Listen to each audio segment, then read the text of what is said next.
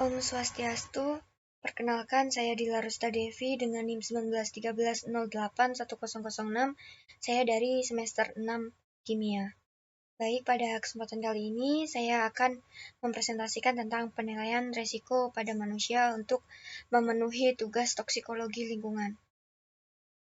Langsung saja untuk subbab yang akan dibahas. Yang pertama yaitu faktor penentu resiko toksisitas, kedua kaidah penilaian paparan, ketiga penilaian resiko toksikan pada lingkungan, keempat ini perhitungan paparan toksikan pada manusia. Yang akan pertama dibahas yaitu faktor penentu resiko toksisitas. Yang pertama, faktor penentu resiko pada fase eksposisi. Di sini ada dosis. Nah, dosis ini pada Ernst Mucheller 1991 dalam bukunya Dinamika Obat penerbit ITB Bandung disebutkan bahwa semua zat adalah racun dan tidak ada zat yang bukan racun. Hanya dosislah yang membuat suatu zat bukan racun. Hal ini berarti zat yang potensial belum tentu menyebabkan keracunan.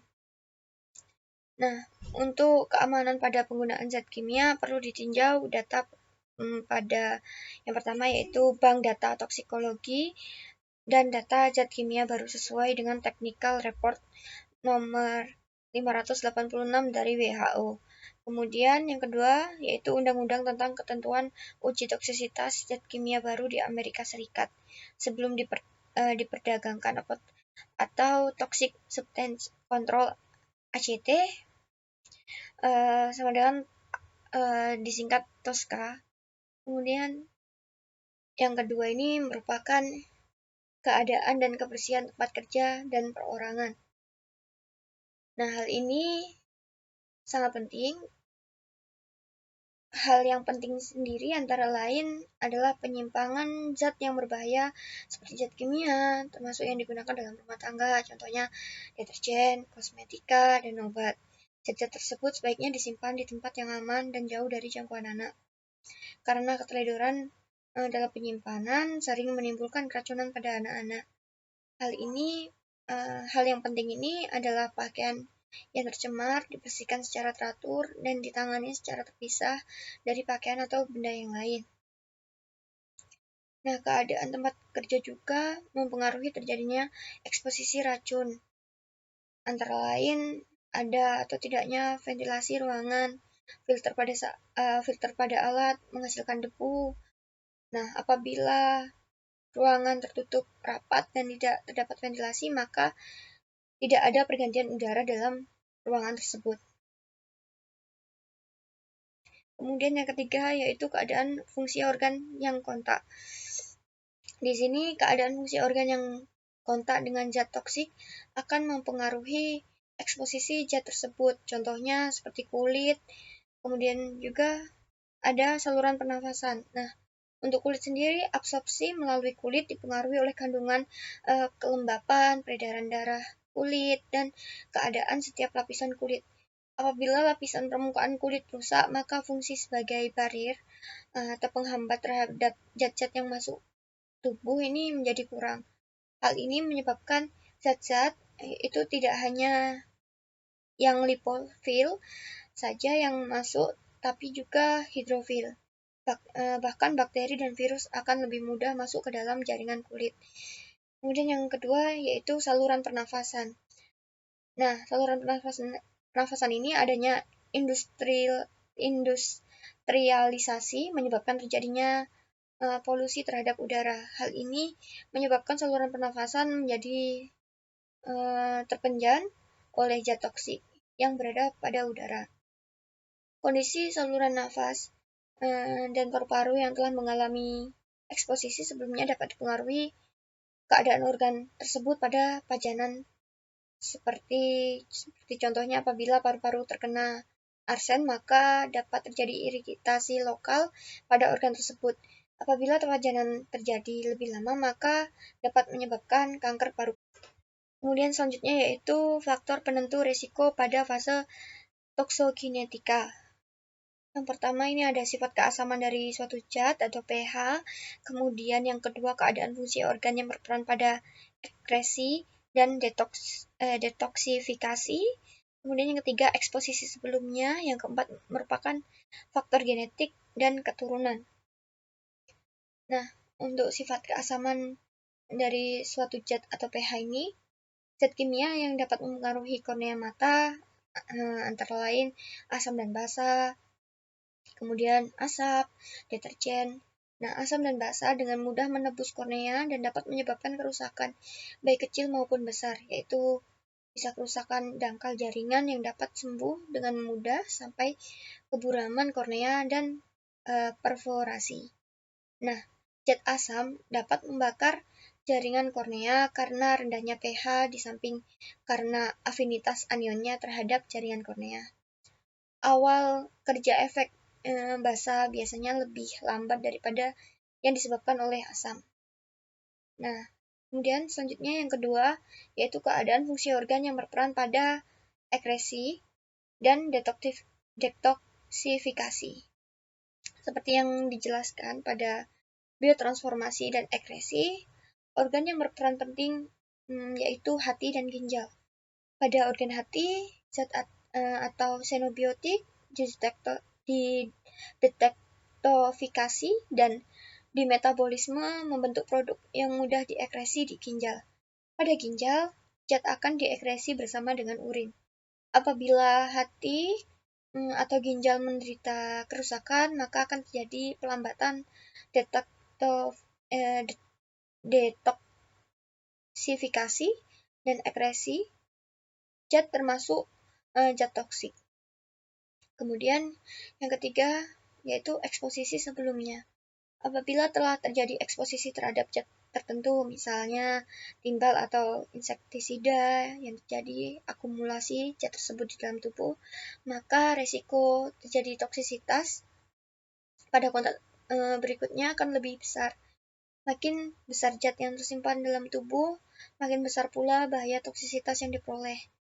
Yang keempat merupakan faktor genetik dan keturunan. Nah, perbedaan genetik dan keturunan dapat mempengaruhi proses dalam tubuh, misalnya metabolisme isoniazid atau obat anti tuberkulosis pada orang Jepang dan Eskimo ini berbeda dengan orang Eropa Timur dan Mesir, yang dikarenakan proses N-asetilasi. Nah, pada orang Jepang dan Eskimo ini isoniazid masa kerjanya lebih pendek dan lebih cepat diekskresikan dalam asetilisoniazid yang tidak aktif, sehingga perlu pemakaian dosis lebih besar. Sedangkan pada orang Eropa Timur dan Mesir terjadi hal yang sebaliknya, yaitu masa kerjanya lebih lambat. Nah, selanjutnya yaitu faktor penentu resiko pada fase toksodinamika. Nah, di sini ada 3, yaitu perbedaan kepekaan seseorang, kemudian yang kedua perbedaan karena faktor genetika dan keturunan, yang ketiga ini merupakan eksposisi sebelumnya. Nah, untuk perbedaan kepekaan seseorang ini, faktor yang berpengaruh dalam hal ini biasanya umur, kehamilan, faktor lainnya misalnya kekurangan gizi makanan, penggunaan obat-obat, kemudian alergi dan kesehatan yang menyeluruh. Yang kedua yaitu perbedaan karena faktor genetika dan keturunan. Nah, perbedaan individu dalam metabolisme sejumlah zat atau obat kadang-kadang terjadi. Hal ini menunjukkan bahwa adanya perbedaan faktor genetik dan keturunan berpengaruh dalam hal ini, seperti isoniazid, di mana orang Eropa Timur masa kerja obat dalam tubuh lebih panjang sehingga kemungkinan terjadi efek samping lebih tinggi, yaitu neuritis perifer, peradangan pada saraf perifer. Nah, hal ini jarang terjadi pada orang Jepang dan Eskimo karena masa kerja obat lebih pendek dalam tubuh dan diekspresikan dengan cepat. Yang terakhir yaitu eksposisi sebelumnya. Di sini eksposisi sebelumnya seperti yang telah disebutkan sebelumnya bahwa seseorang yang mengalami eksposisi berulang dan menyebabkan akumulasi semakin bertambah dalam tubuh akan menyebabkan risiko bahaya yang lebih besar seperti nikotin pada orang yang merokok. Untuk itu perlu dilakukan pemeriksaan kesehatan secara berkala dan teratur, sehingga dapat mencegah atau meminimalkan toksisitas. Hal ini sangat penting terutama orang yang bekerja dan banyak bersentuhan dengan bahan kimia. Kemudian, bab selanjutnya yaitu kaidah penilaian paparan. Nah, pengertian penilaian paparan. Di sini pengertian penilaian paparan yaitu merupakan tahap dari suatu penilaian risiko lingkungan atau environmental risk assessment, suatu validitas kuantitatif dan penilaian risiko risk assessment tergantung dari penilaian paparan exposure assessment dan penilaian toksisitas toxicity assessment. Nah, suatu exposure assessment yang terbaik adalah berdasarkan relasi dan perhitungan dari konsentrasi bahan di lingkungan, serta beberapa aspek paparan, antara lain rute pemaparan. Salah satu model dari retrospecific exposure assessment adalah model sederhana, yaitu asumsi bahwa pemaparan langsung konsentrasi pada pemantauan udara di pusat kota yang dihubungkan dengan pemaparan inhalasi pada penduduk kota tersebut. Selanjutnya, yaitu dasar-dasar penilaian risiko atau baseline risk assessment.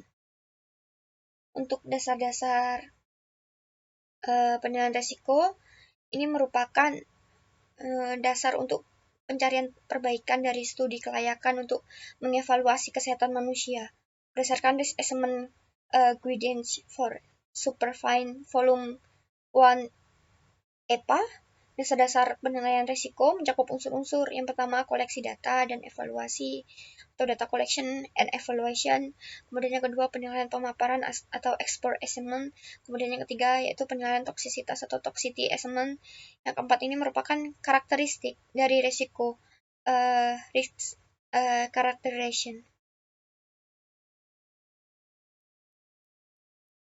Lanjut, yaitu the National Academy of Science UCA 1983 menyebutkan bahwa penilaian risiko terbagi menjadi 4 tahap, yaitu yang pertama, identifikasi macam bahaya.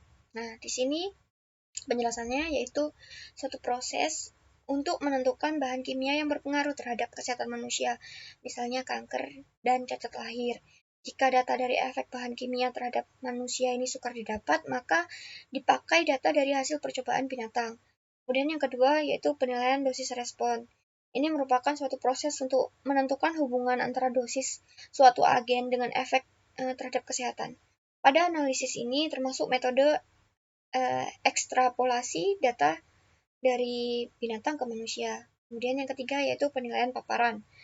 Ini mengidentifikasi dan menghitung jumlah populasi yang terpapar serta lamanya agen tersebut bekerja, yaitu mengidentifikasi faktor umur, status kesehatan, sejarah, merokok, dan memperkirakan adanya efek sinergistik pada pemaparan bahan toksik. Yang keempat ini merupakan sifat dari resiko. Nah, ini merupakan gabungan dari ketiga tahap di atas yang menghasilkan perkiraan adanya masalah kesehatan masyarakat. Lanjut pada penilaian paparan atau exposure assessment.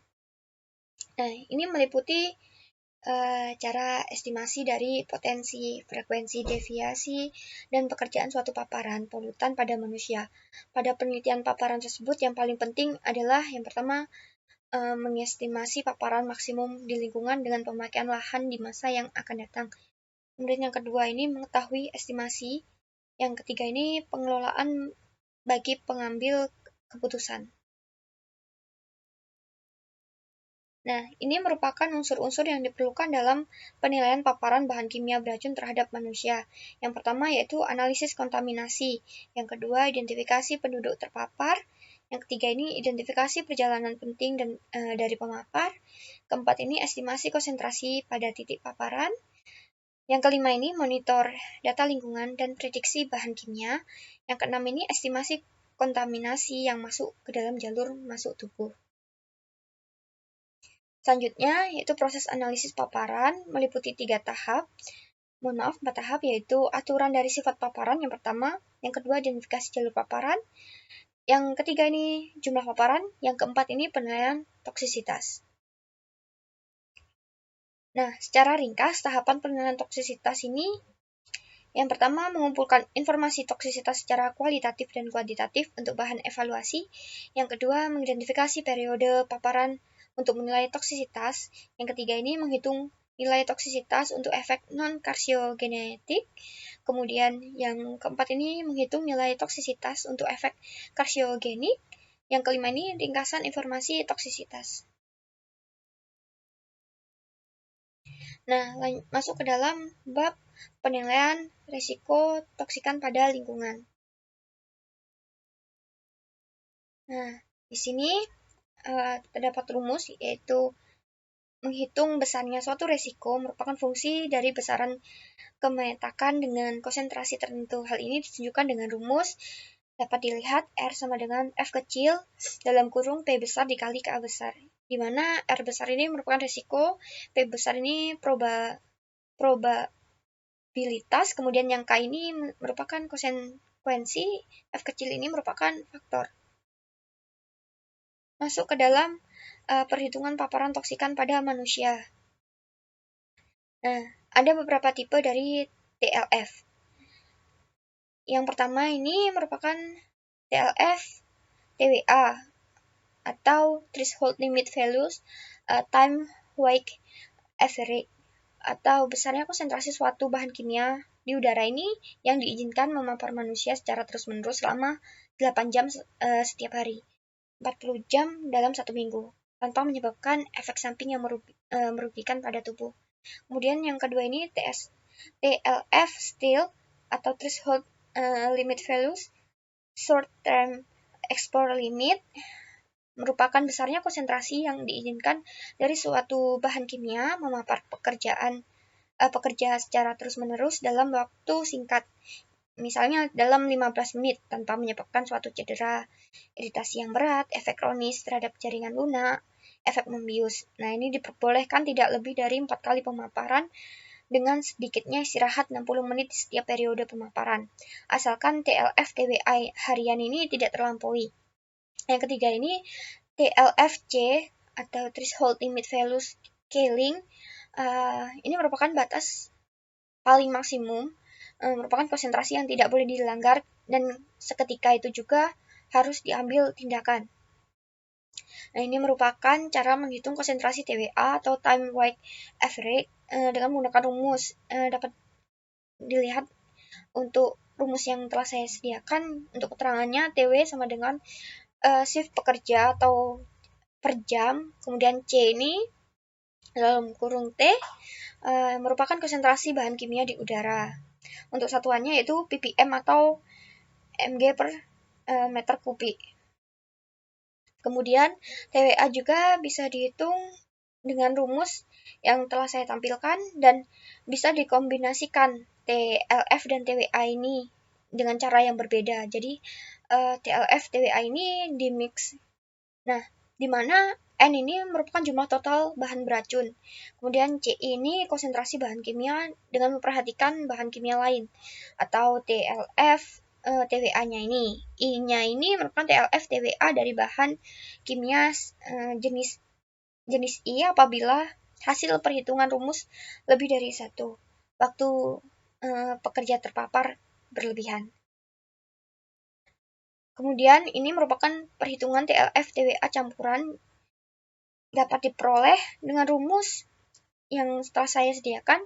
Nah, rumus ini dapat digunakan apabila hasil perhitungan konsentrasi dari campuran berbagai bahan beracun ini melebihi kuantitas, maka pekerja di saat itu terpapar secara berlebihan. Untuk campuran bahan kimia dengan efek yang berbeda seperti uap asam yang bercampur dengan asap, TLF-nya ini tidak bisa dihitung.